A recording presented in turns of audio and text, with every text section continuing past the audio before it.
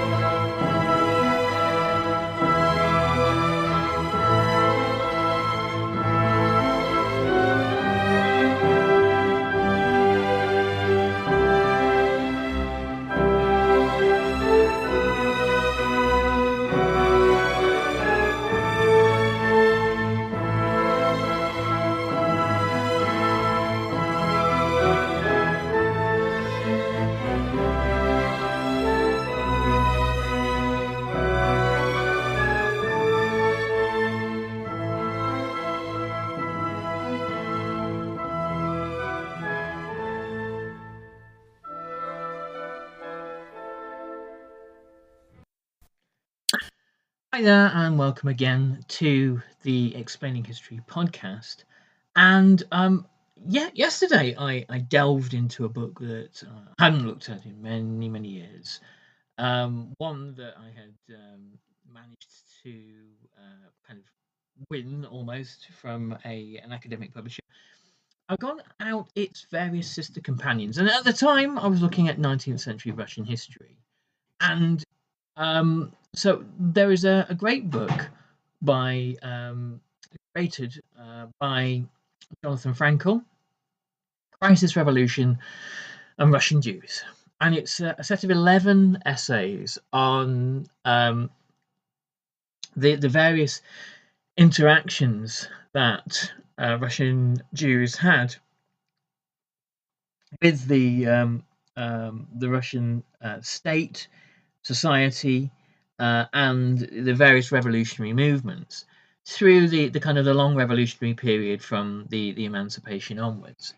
And the first essay is really interesting and revealing, and it's about how crisis becomes a factor or exists as a factor in Jewish politics in the Russian Empire from the 1840s to the 1880s. And I guess this is interesting and revealing in that in any group, perhaps anywhere, the notion of crisis is sort of baked into its politics. Even dominant groups, even groups where they are the kind of the dominant ethnic group, there's always a sense of declinism and crisis. But for Jews in 19th century Russia, the crises are real and existential. If you look at the violence meted out to Jews, particularly during the reign of Alexander III, there is real risk. I mean, obviously, this runs up to 1881, so it doesn't quite cover that, and it runs up to the assassination of Alexander II. But let's dive in anyway, and look at the relationship between crisis and the politics of Russia's Jews. So, the crises created by acts of Judophobic, anti-Semitic aggression played a crucial role in the history of the Jewish people during the 19th century. A direct challenge to the security of the Jews in one country or another could not go unanswered, especially when, as was so often the case, it came in times of peace and relative tranquility. The Jews had to respond in some way, but how to interpret the challenge, how best to react, were questions of the highest complexity, and the answers varied radically according to time and place. After all, so long as they lived their lives in the diaspora, scattered and essentially landless minorities, the Jews as a collectivity did not have to face the tests regularly imposed on sovereign nations by war and revolution. Of course, such all-engulfing eruptions caught up Jews and Jewish communities, often with far-reaching results, but only as parts within a greater whole. In contrast, events such as the Damascus blood libel of 1840, or the Mortara case of 1858, the recurring anti-Jewish excesses in Romania during the 1870s, and the pogroms of 1881 to 82, the expulsion from Moscow 10 years later in the Dreyfus Affair, involved the Jews, first and foremost, precisely as Jews, as a collective entity. So obviously, all of those things happened in Eastern Europe, in Western Europe, in parts of the Middle East.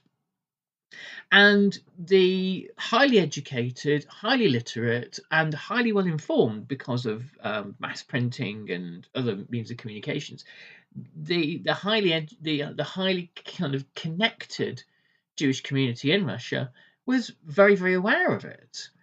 Jewish people in Russia knew about the Dreyfus Affair, and they knew about persecution in Romania, and they knew about persecution in Damascus. And this can't help but shape the worldview of Jewish people living in Russia. It is this fact that lends these episodes their unique importance for the historian of modern Jewry. In studying them, he may hope, gendered there, but he may hope to find his way to realities, forces that in normal times remained hidden far beneath the surface of everyday existence. In this sense, these crises in Jewish life were the nearest equivalent to war and revolution in the history of a state, a sovereign society. At such a juncture, every assumption, however time-honoured, may be called into question, and ideas normally too utopian to voice can enter the discourse of the everyday. This is the extraordinary moment in the onward flow of time. Crisis brought a number of interconnected issues into play. To what extent did the Jews act in accord with a sense of solidarity? To what extent do Russian Jews care about what happens to French Jews? How far did this impulse embrace Jewry across international frontiers, across Europe, throughout the world? Had not the acculturation, assimilation, allegiance to the host society, nation, nationalism undermined, in part or in toto, super-territorial loyalties? With Judaism and Jewry under the most intense scrutiny, what positions were adopted by the public at large, by the various strata that in every country made up these majority societies? And how in turn did these reactions influence the response of Jews? Above all, was that response effective?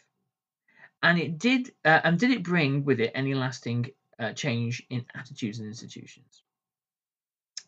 Okay, so you have this kind of schism within Jewish communities across Europe in the 19th century between ideas of maintaining a kind of cultural homogeneity to tradition, to language, to culture, to identity, and the kind of the imperative towards assimilation, becoming French or German or Russian, and the crises facing Jewish people, as argued here, in other countries, presented that sense sense of homogeneity, of kind of distinctiveness and assimilation.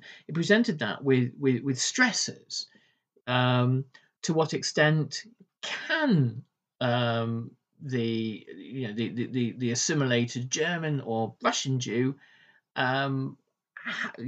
feel connected and included in a society where there is anti-Semitism, where there is persecution, where there is being the sense of being othered?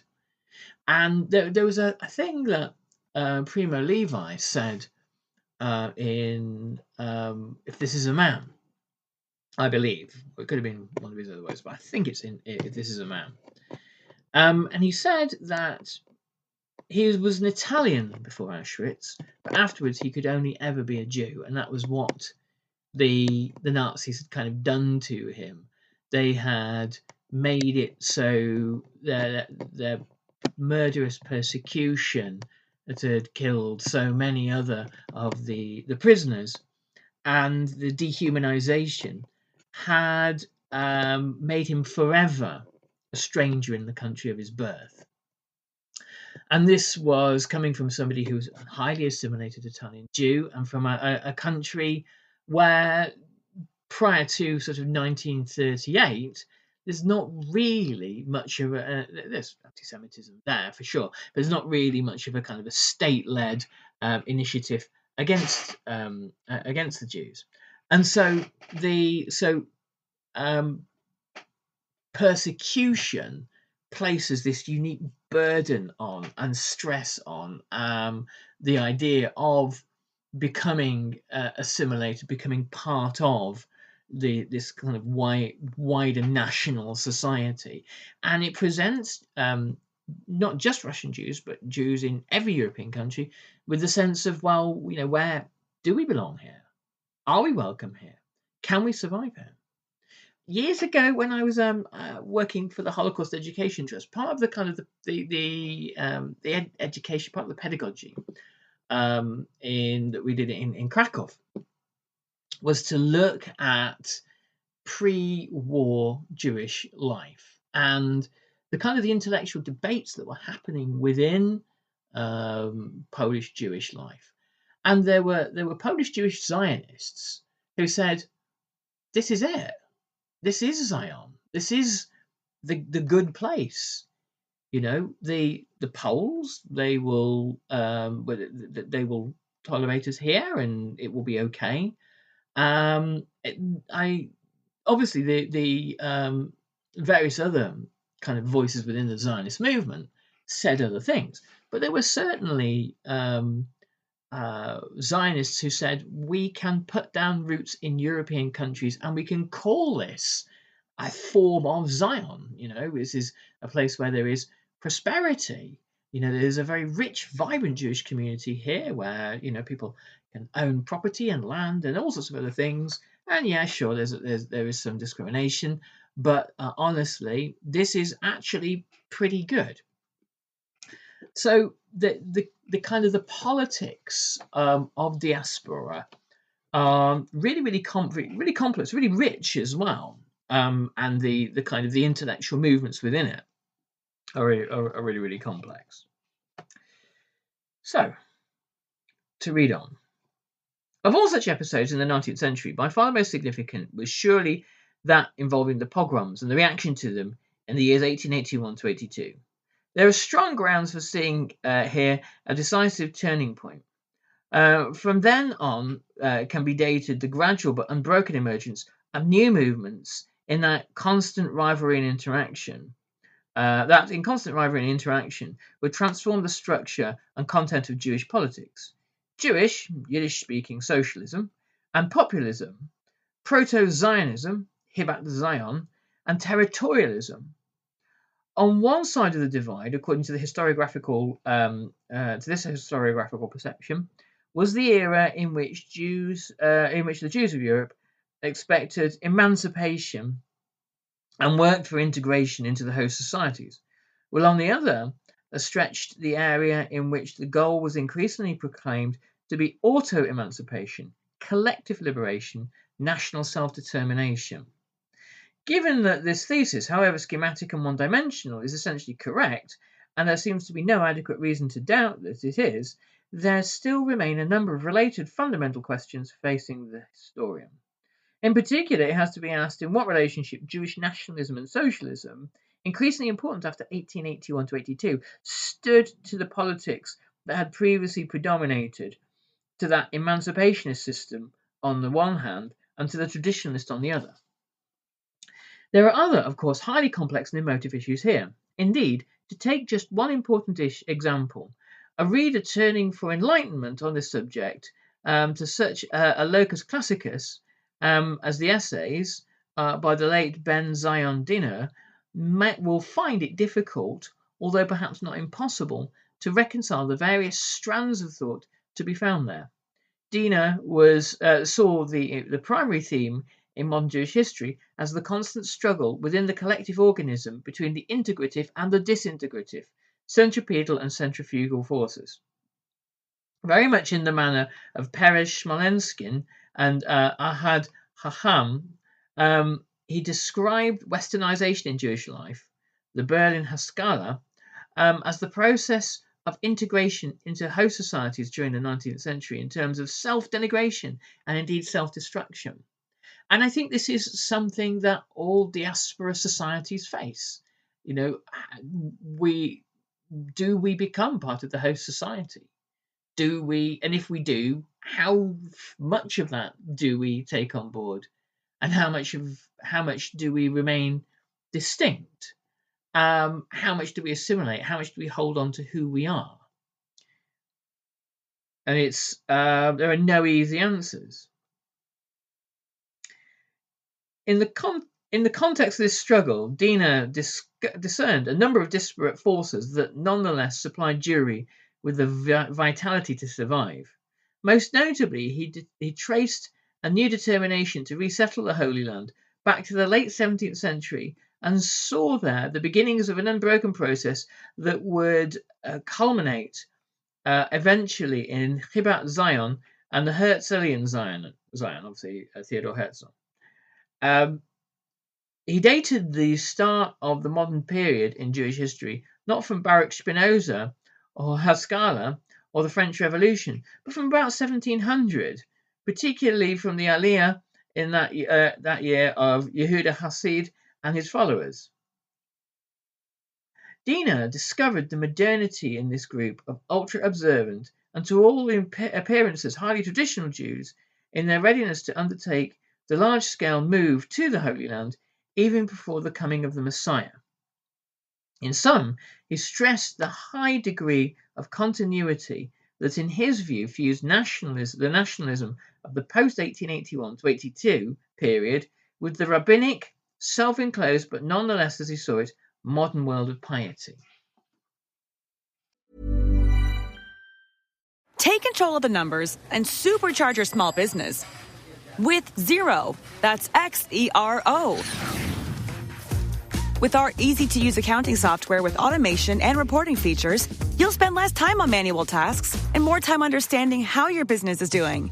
87% of surveyed U.S. customers agree Xero helps improve financial visibility. Search Xero with an X or visit Xero.com/ACAST to start your 30-day free trial. Conditions apply. Hey, Ryan Reynolds here for Mint Mobile. One of the perks about having 4 kids that you know about is actually getting a direct line to the big man up north. And this year, he wants you to know the best gift that you can give someone is the gift of Mint Mobile's unlimited wireless for $15 a month. Now, you don't even need to wrap it. Give it a try at mintmobile.com/switch. Upfront payment of $45 for 3-month plan equivalent to $15 per month required. New customer offer for first 3 months only. Speed slow after 35 gigabytes if network's busy. Taxes and fees extra. See mintmobile.com. For 25 years, Brightview Senior Living Associates have been committed to creating a vibrant culture and delivering exceptional services, making Brightview a great place to work and live. If you're looking for a rewarding opportunity to serve your local community and grow, we want you to join our team. Brightview Senior Living is growing and actively seeking vibrant associates to join our community teams, including directors, healthcare, activities, hospitality, and dining. Apply today at careers.brightviewseniorliving.com. Equal employment opportunities. Text BV Jobs to 97211 to apply. When the author talks about the modern world of nationalism, this is a kind of a key consideration. Of course, throughout the 19th century, European states, Germany, Italy, Hungary, and also states like France and Great Britain had been through kind of nationalist convulsions, which had either formed nation states in their entirety or had kind of reformed and reformulated the nation state as is. But nationalism had been this huge transformative force of modernity.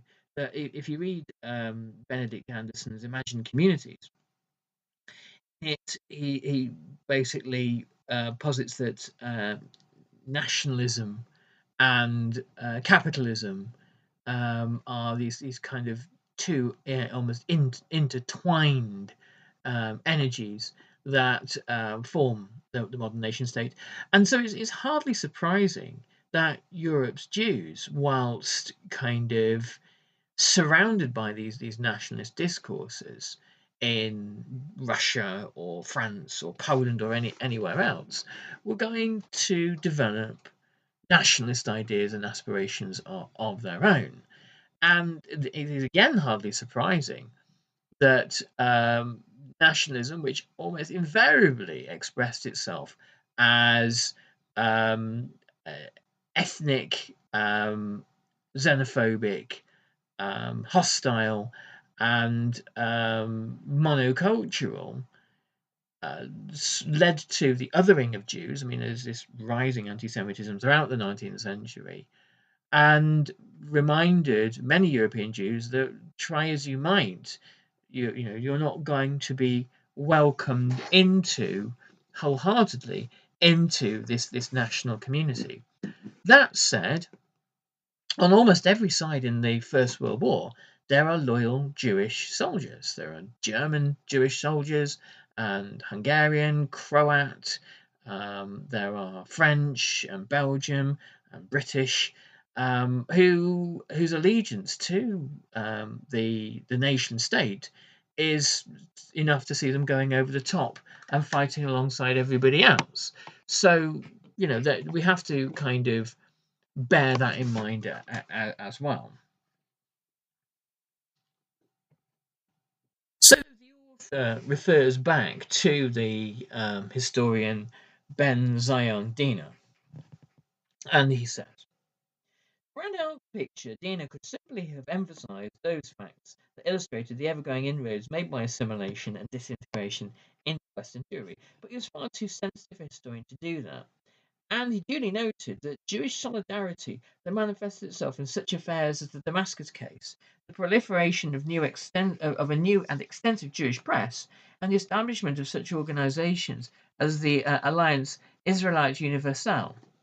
What remains unclarified is how these examples of communal vitality in the West could be explained. Were they merely a exception that proves the rule, or perhaps a reassertion of the collective subconscious still fed subterraneously from the sources of age-old tradition, or again a premonition of later nationalism? Had Dina pursued this line of questioning further, he might have modified his tendency to describe modernization and Haskalah as simply standing in direct negation of the forces of collective survival and the continuum made up of traditional Judaism and Jewish nationalism. As against Dina's approach, it will be argued that, in fact, the historian is best served by first conceptualizing three categories under discussion: the traditional, the liberal, and the emancipationist. The post-liberal or auto-emancipationists as strictly separate categories. Once they are initially held separate, as it were, the attempts can be made to trace ways in which they interacted.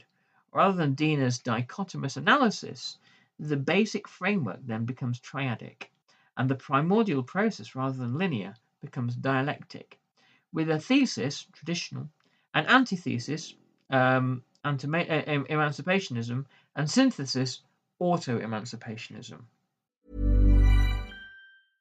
Take control of the numbers and supercharge your small business with Xero. That's Xero. With our easy-to-use accounting software with automation and reporting features, you'll spend less time on manual tasks and more time understanding how your business is doing. 87% of surveyed U.S. customers agree Xero helps improve financial visibility. Search Xero with an X or visit Xero.com/ACAST to start your 30-day free trial. Conditions apply. Hey, Ryan Reynolds here from Mint Mobile. One of the perks about having 4 kids that you know about is actually getting a direct line to the big man up north. And this year, he wants you to know the best gift that you can give someone is the gift of Mint Mobile's unlimited wireless for $15 a month. Now, you don't even need to wrap it. Give it a try at mintmobile.com/switch.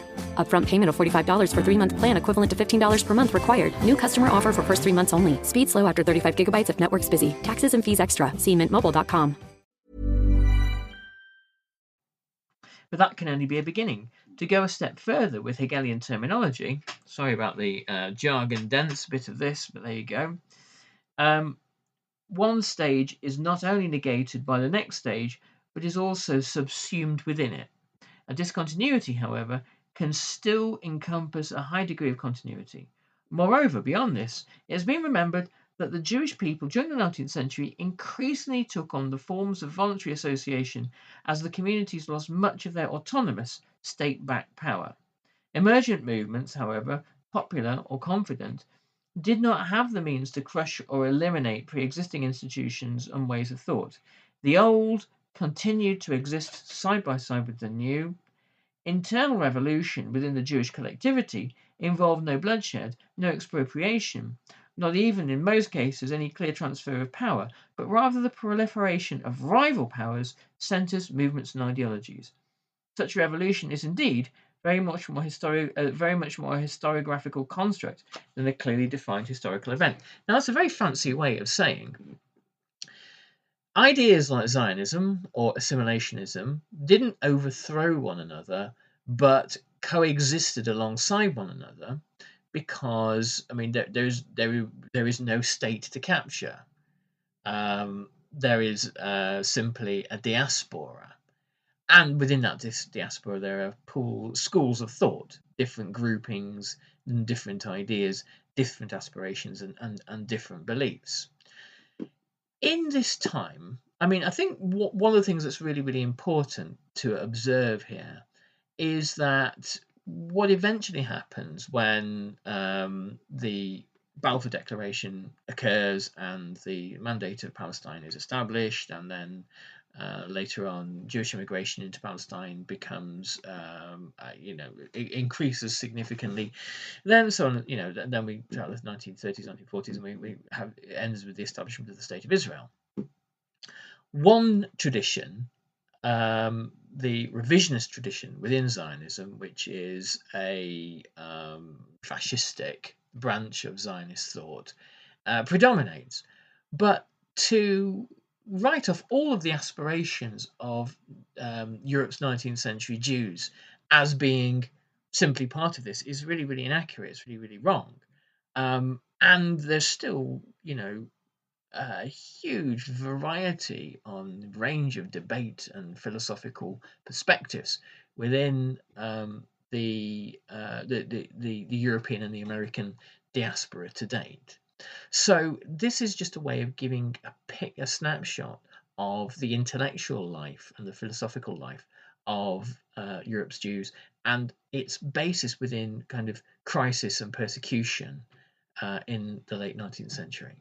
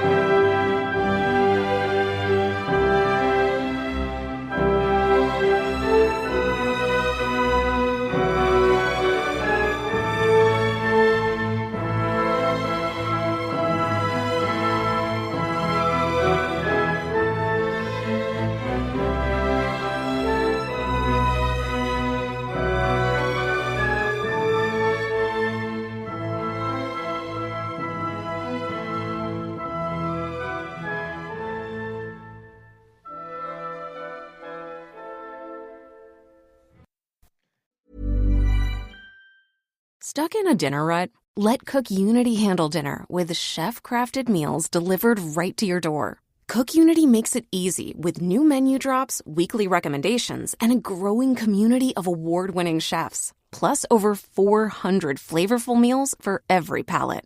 Shake up your meal routine. Go to cookunity.com/mealtime50 or enter code mealtime50 before checkout for 50% off your first week. That's cookunity.com/mealtime50. For 25 years, Brightview Senior Living Associates have been committed to creating a vibrant culture and delivering exceptional services, making Brightview a great place to work and live. If you're looking for a rewarding opportunity to serve your local community and grow, we want you to join our team. Brightview Senior Living is growing and actively seeking vibrant associates to join our community teams, including directors, healthcare, activities, hospitality, and dining. Apply today at careers.brightviewseniorliving.com. Equal employment opportunities. Text BV Jobs to 97211 to apply.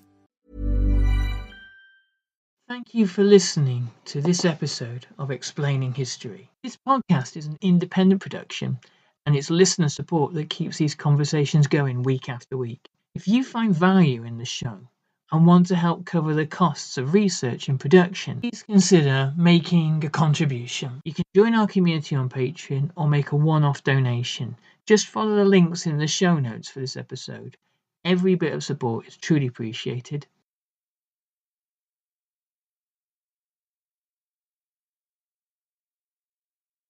Thanks again for listening.